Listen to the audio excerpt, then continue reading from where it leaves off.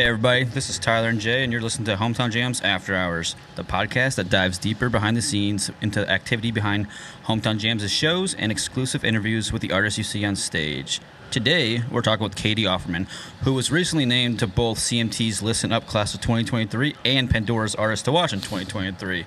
So we'll discuss with her how her 2023 might be a little busy year. I think it's going to be kind of busy, but I love it. And here we go. I know. I'm so glad to be here. Thanks for having me, by the way. Absolutely. We're already a couple days in of being on tour, and we're going to be gone the whole month of February with Parker McCollum. So it's already starting to be a busy year. I'm like, I don't even know what city I'm in. The Texas heat. Like you and Parker. I saw you on stage with Parker, and I'm like, wow, I love the Texas movement. I love it. So I'm so happy you're a part of it. He's a good Texas guy. Yeah.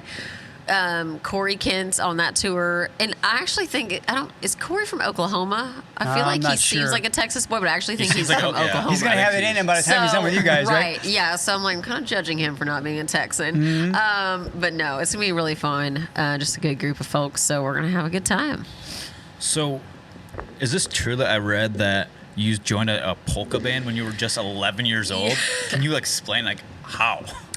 Yeah, that's a great question. I actually was playing music my whole life. I just always loved playing instruments. And, I started with piano, played guitar, played fiddle, played mandolin. And then I asked my parents, can I play accordion? And they're like, all right, let's do it. So they got me accordion. I started taking from this guy. And I was playing fiddle at the same time. And he was like, hey, I actually just lost my fiddle player in my band, and he's middle-aged, Wow. And I'm like 10. He's like, how do you play? I'm like, I don't know. I just started. And so he's like, well, bring your fiddle next time to your lesson. And long story short, I started playing fiddle in his polka band. And, I was homeschooled, only child, played in a polka band. You can imagine, wildly popular. Just honestly a great experience. I don't think you could ever duplicate that experience, in somebody else's life. Like, I don't think that's a typical upbringing. But has it counted for you, Catie? Like, it's worked for me. Like, it's something so cool. I would never change that part of my life. And my life motto is I never want to be above a polka gig, Yeah, that's cool. What a great attitude-wise, just everything. Awesome. I need to be down to go back to what I grew up doing. So awesome. If we were to have you for a polka band here, would you come? Yeah. I mean, maybe I'd get up for one song. It's funny because my husband did not grow up listening to polka music, and so I took him to his first polka show a couple weeks ago or a month ago. Christmas. It's already been a little while, and we went out, and he's like, oh, this is just so fun. He just loved it. It just seems like this whole other world, But no, I'm thankful for it, and it got me to where I am today, So after, joining the polka at 11, I saw you went to Berklee School of Music in Boston at 16, and then graduated at 19. I did. Is that correct? That is right. In 3 years. Yeah, I'd actually started college before that. I was super young. Went to a couple colleges in Texas, and I got my, liberal arts classes done. Wow. And was playing with this guy at the time in Texas doing kind of Texas country stuff, and he was like, hey, I got this flyer for some school, Berklee, up in Boston, and I don't want to go, and but maybe you can go. And it was all about their summer camps. And so I just on a whim was like, I'm going to go to summer camp for it's a week-long camp thing. And I went, and it just seemed like a really cool fit, and they talked to me about maybe trying to figure out a scholarship, and I was like, this seems different than Texas. Let's try this. I'm kind of a free spirit. Yeah. So if there's a place I haven't been or someone I haven't tried, I'm kind of interested. And so I went up there, and it was such a cool experience. I loved it. Did you move there? Did your dad move there? Yeah. I love that this is public information that my dad is just following me around the country. My mom was like, bye, and my dad was like, I'm coming too. So, I mean, my parents are together. It was just more my dad couldn't let go. And I think he was, the only child thing. And I think just me being young and homeschooled and my dad homeschooled me. So I think we had that kind of bond of him being I'm worried about her kind of thing. I mean, I'm such a tame human being that there's really nothing to worry about me. It's he's worried about everybody else. But it was a fun adventure. He'd come up there. He'd be biking around Boston. He'd pick me up well, not on the bike, but he'd be like, "Come on, baby, let's go get some Thai food," and we'd meet up for dinner every night. Yeah, so that's so good. When I cool. look back now, those are really fond memories. Wonderful. So. And now, was music what you wanted to do your whole life, or were you trying to be like on television? Well, the interesting thing was, I always say, like, music found me. I never had to pick music. I did dabble in some other things. I moved out to LA for a couple years because I was working with this manager for music. But he did a lot of TV stuff, and so that kind of shifted the focus of like, hey, maybe we could put you as a host on a show, and then your music could be the soundtrack throughout. And so it got me in TV hosting classes and acting classes and different things like that, which honestly, like, that was such a great time in my life. I moved out there after I graduated college, and so it was like the bonus years of my life. So I learned a bunch of stuff, and I learned what I was, what I wasn't. And then I kind of took all that information and was like, you know what? I think I need to go back to my roots, doing what I love. I was doing country music out there, but everything was very poppy, and it was like very track-based. And it was like, that wasn't authentic to me. Yeah. What I grew up doing in Texas and playing instruments and just loving genuine music. So I kind of just said, screw it. I think I need to go back out to Nashville. So I remember, as far as your question of, have you always wanted to do music? I definitely have. There was a point out there where I was unsure, because I think, when you get excited about an opportunity, you put all your eggs in that basket and you think, oh my gosh, this is it. And then when you get out there and it doesn't happen, you kind of question, like, was it never meant to happen all along? Or, so I had moments where I was like, I think I'm going to go to dermatology school. I think I'm going to go to, maybe I should work in like some kind of food magazine thing. I love to cook. And then it was like, no, I'd wake up the next day and be like, God, I'm such an idiot. Wow. Like, no, I'm not doing that. Like, music is always been music. So I moved out to Nashville, and within a week, it was like, I was so emotionally reassured that I was in the place I was supposed to be, Yeah. Nashville's obviously just community-wise, and maybe you've seen this since you've lived there, but, like, it's just everybody really... Very, friendly. Yeah, it totally is. I mean, we're all competitive, but, like, for the most part, like, everybody really does want to help, and I think that's really comforting, and... Now, was it hard making that move from LA to Nashville? Because if Yeah. I'm not mistaken, you had a boyfriend in LA that you broke up with before you moved to Nashville. Did that play a role? After I moved to I moved to Nashville, and kind of like I say move lightly because my plan was to go out there for like a couple months and kind of go back and forth and do like a transitional period, and I got to Nashville, and like I said, in a week, it was like, man, I feel like I had more friends in a week than I did in 3 years in LA. Oh, yeah. It just seems like in LA, everybody kind of wants something from you, and sometimes it feels like there's some ulterior motives, and it's so expensive out there. I mean, it's beautiful, and I love it. Food's amazing. I definitely just gotten comfortable, and so I went out to Nashville, and I just realized, like, this is where I'm meant to be. I broke up with my boyfriend. I went back, got my dog. Drove cross country. That's a song right there. I know. I went back and got my dog. Exactly. The most important thing in life, your dog. Went back out there, got my dog, my Kia, and I drove with my mom cross country to Nashville, and that was home from now 6.5 years. So can I ask you a question, Catie? So it sounded like you kind of gave us a little bit of a hint, because when we would read your bio, we would see that in LA there were some opportunities that would have excited a lot of people. Yeah. But for whatever reason, you just felt like whatever that package was going to lead to wasn't what was in your heart. Yeah. So that led you maybe back to Nashville to search for what you kind of knew was already a route anyway. You just needed reassurance. Yeah, I think that. So the last year, basically, I moved out to LA to work with this manager, Simon Fuller, who created American Idol. And there was a lot of, the first couple months I was out there, it was just like those wild things. You have to keep in mind, like, I'm from small town Texas. Yeah. Not like teeny town, but like it's a small, New Braunfels is small compared to some big cities. And all I knew was kind of just my little home base and country music or whatever. And then I go to Boston and my world starts to expand a little bit. And then I moved out to LA, and it was like all these big promises. And I was having lunch at Steven Spielberg's beach home in Malibu, and meeting with Simon, and like these famous people are coming, and you're like, oh my God, I'm getting picked up in black cars, and you think your world has just like happened. You think you've arrived, you know? I remember like sitting on the phone with my mom and being like, oh my gosh, it's happening. And I was actually the farthest from it ever happening in my life. Wow, that's you know? Wow. And so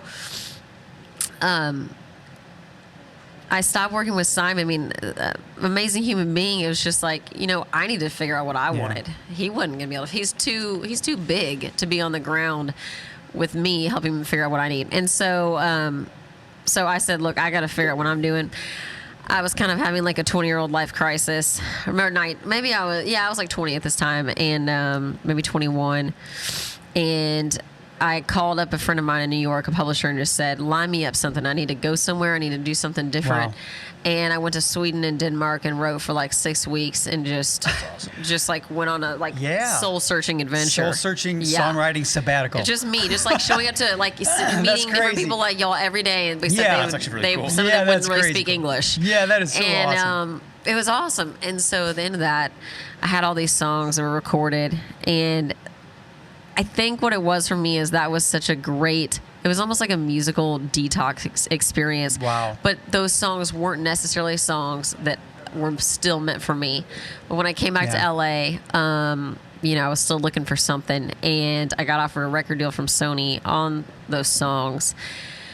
And I think that I was torn. It was like, do I move to Nashville, or do I take this record deal? Right. It seems like it has some dollar signs, but it is not ultimately what could make me happy long term. Wow. You know? And so I was like, I'm going to be stuck here wearing God knows what on the stage, singing songs I hate, or the songs are never going to come out. I'm going to be stuck in this. That's even worse. And you're how old, Catie? I'm sorry, I don't mean to interrupt you. Like 21. Like mentally though, you're like thinking like a 37-year-old with a financial portfolio. You're so mature for 21 years old. At 21, you just want to sign up for what seems fun. Especially living in LA too. It's just like, it's a dream right there. Everything seems so dreamy. And I think there was some part of me that just went back to, you know what? In Texas, you play a gig, you do a good job, they call you back. You drive across Texas, you play another gig, you do a good job, and they call you back. Yeah. There's no like huge promises. It's just like the blood, real. sweat, and tears of real hard work. Yeah.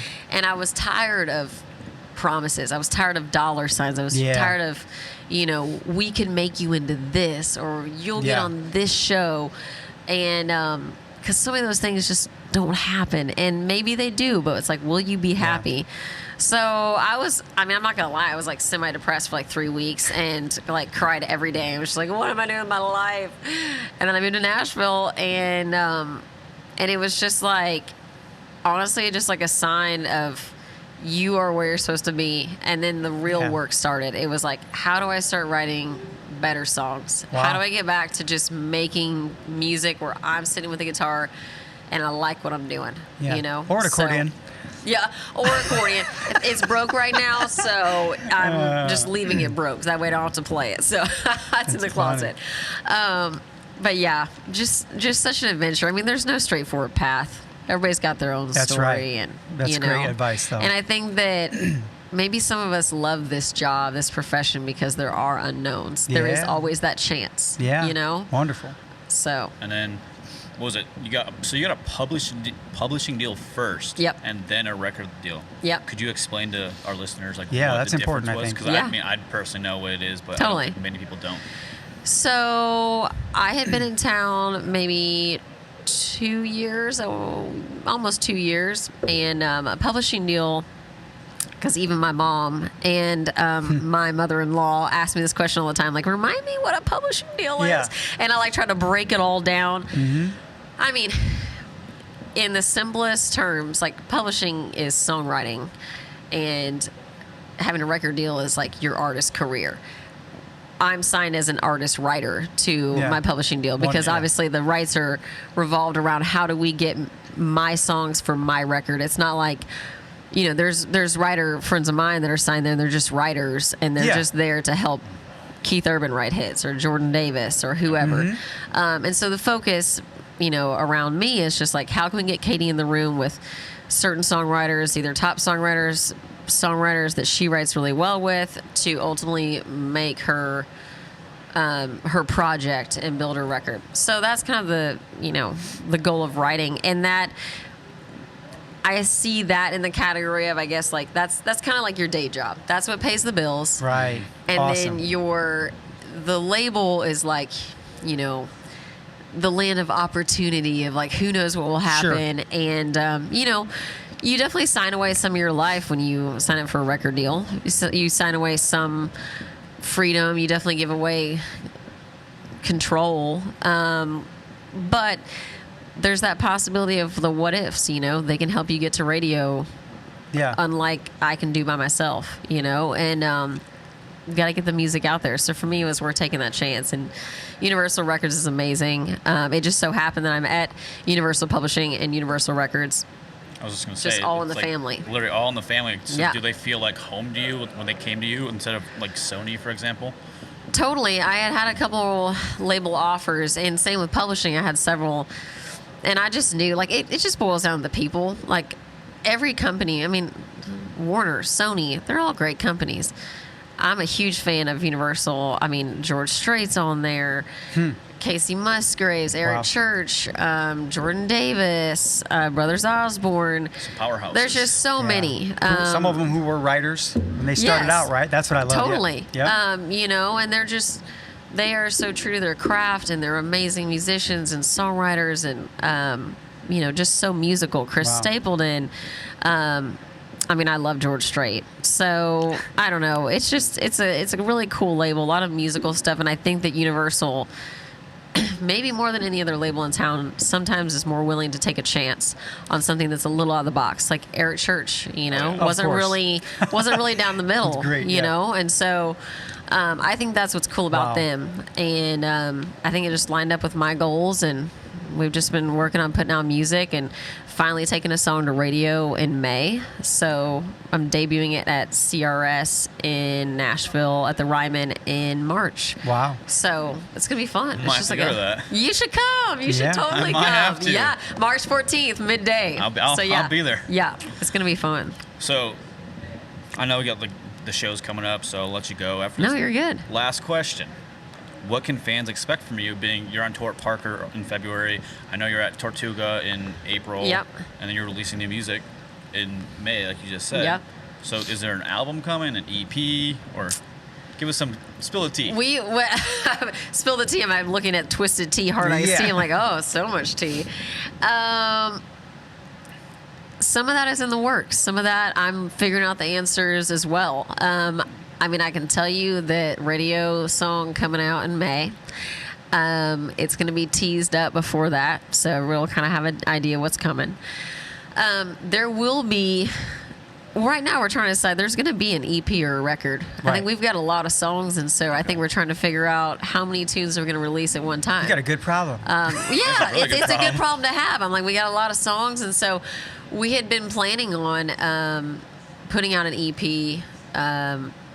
I think it was going to be like a 6 song, so that's kind of been our tentative plan. But we may not make it to a record.